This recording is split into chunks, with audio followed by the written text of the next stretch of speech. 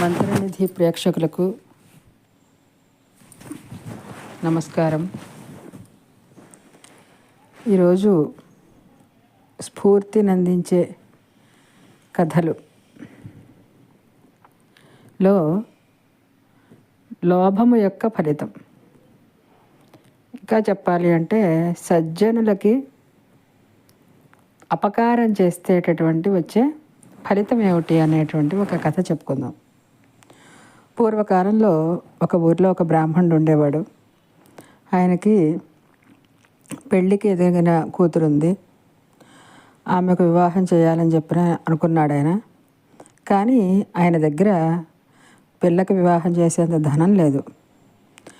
సరే, హరికథలు చెప్పి వచ్చిన ధనంతో తన కూతురు పెళ్లి చేద్దాం అనుకున్నాడు. సరే, ఒకరోజు ఆ ఊళ్ళో ఒక రామాలయం ఉంది. ఆ రామాలయానికి వెళ్ళి కథ చెప్పడం ప్రారంభించాడు. రామకథ చెప్తూ ఉంటే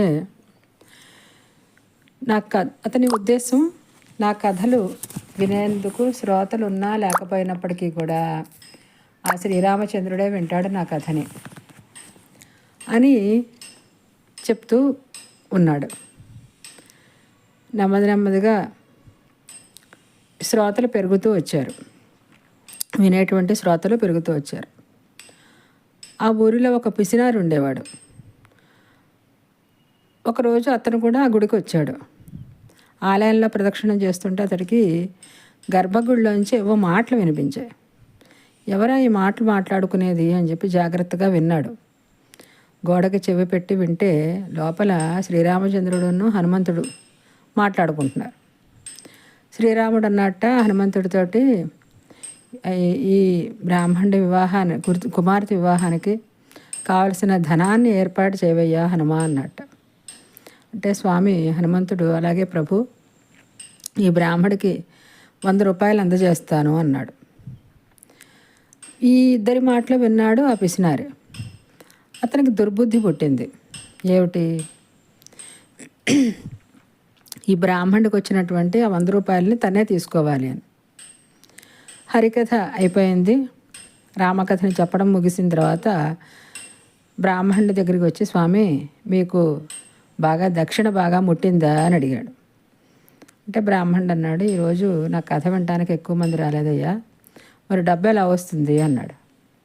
అప్పుడు ఈ పిసినారు అన్నాడు, స్వామి నా దగ్గర ఒక ఉపాయం ఉంది.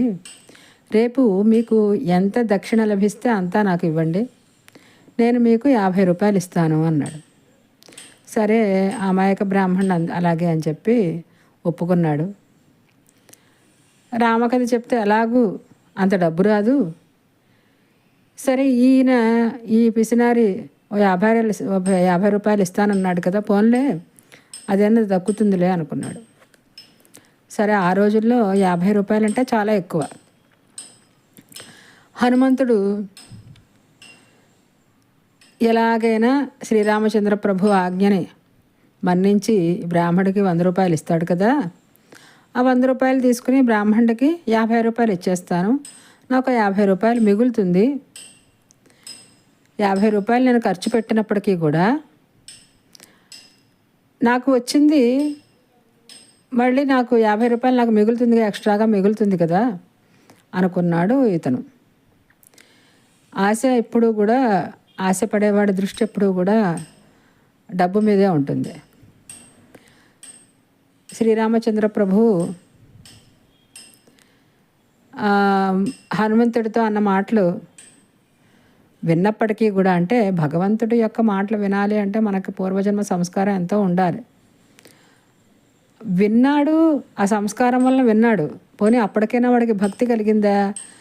లోపల భగవంతుడు మాట్లాడుతున్నాడు అంటే ఎంత అసలు నిజంగా అక్కడ సాక్షాత్తు పరమేశ్వరుడు ఉన్నాడు అన్న భక్తి జ్ఞానం కావాలి కదా, అవి రాలేదు వాడికి.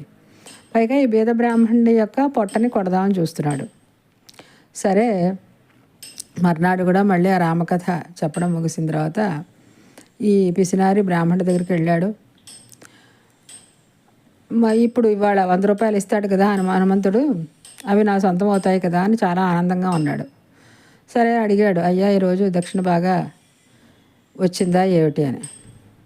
బ్రాహ్మణుడు అన్నాడు, అయ్యా ఈరోజు బాగా తక్కువ వచ్చిందయ్యా, 6-7 రూపాయలు మాత్రమే వచ్చాయి. సరే మీరు అన్నారు కదా, నాకు ఎంత వస్తే అంత మీకు ఇస్తే కనుక మీరు 50 రూపాయలు ఇస్తానన్నారు కదా, నాకు ఇవ్వండి ఈ డబ్బులు తీసుకుని అన్నాడు. ఇంకా మాట ఇచ్చాడు కాబట్టి ఇంకా ఏం చేయలేక ఆ బ్రాహ్మణుడికి తన ఇస్తానన్నటువంటి 50 రూపాయలు కూడా ఇచ్చాడు. సరే 50 రూపాయలు నష్టం, లాభం లేకపోగా నష్టం వచ్చింది. హనుమంతుడి మీద కోపం వచ్చింది ఈ పిసినారికి. ఈ రాముడికి అబద్ధం చెప్పాడు ఆంజనేయ స్వామి, కాబట్టి ఈయన్ని హనుమంతుడిని కొట్టాలి అని చెప్పి లోపలికి వెళ్ళాడు విగ్రహం దగ్గరికి. వెళితే కొట్టడానికి చెయ్యెత్తి విగ్రహం మీద ఎప్పుడైతే చేయి పెట్టాడో వెంటనే ఆ విగ్రహానికి తన చెయ్యి అతుక్కుపోయింది. భయపడిపోయాడు ఈ పిసినారి. ఎలాగా ఇప్పుడు నా చెయ్యి విగ్రహం నుంచి ఊడిపడట్లేదు, నా చెయ్యి ఈ పట్టిని ఎవళ్ళైనా విడదీయగలరా అనుకున్నాడు. ఇంతలో మళ్ళీ అతనికి మాటలు వినిపించాయి. శ్రద్ధగా విన్నాడు, ఎవర్రా మాట్లాడుకుంటున్నది అని. శ్రీరాముడు అంటున్నాడు, బ్రాహ్మణుడికి డబ్బు ఏర్పాటు చేసావా హనుమా అన్నాడు. ఆంజనేయ స్వామి అన్నాడు, అయ్యా రామచంద్ర ప్రభు, 50 రూపాయలు అతనికి అందజేశాను, ఇంకొక 50 రూపాయల కోసం ఈ పిసినారిని పట్టుకున్నాను నేను.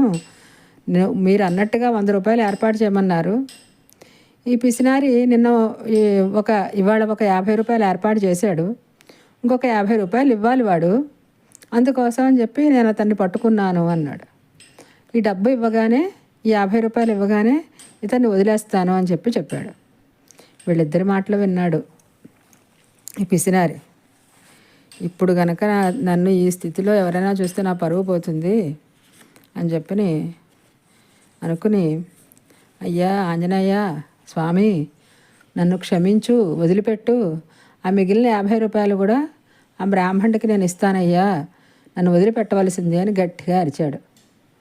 వెంటనే ఎప్పుడైతే 50 రూపాయలు ఇస్తానని చెప్పి అన్నాడో వెంటనే ఆ విగ్రహం నుంచి అతని చెయ్యి ఊడొచ్చింది. ఈ పిసినారి, నేను ఆశపడ్డాను, అందులోనూ ఆ సజ్జండైనటువంటి వాడికి నేను ద్రోహం చేద్దాం అనుకున్నాను, నాకు తగిన శాస్తి జరిగింది, భగవంతుడు నన్ను ఇలాగా నాకు గుణపాఠం నేర్పాడు అని అనుకుని ఆ బ్రాహ్మణుడికి ఇంకొక 50 రూపాయలు ఇచ్చి అక్కడి నుంచి బయలుదేరి వెళ్ళాడు. ఇది కథ.